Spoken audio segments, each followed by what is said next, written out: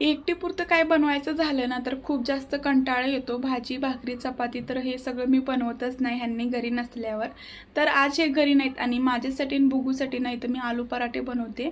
आणि बुगूसाठी ना एक स्टफिंग ना मी जरा थोडी कमी तिखट केली, म्हणजे त्याच्यामध्ये लाल पावडर टाकली आणि मी माझ्यासाठी ना हिरवी मिरचीची स्टफिंग केली होती.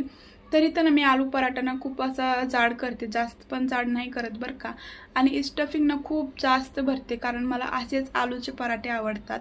आणि तसं पण ना आलूचा पराठा ना जाड असल्यावरच खरंच मज्जा येते खायला, आणि गरम गरम ते पण.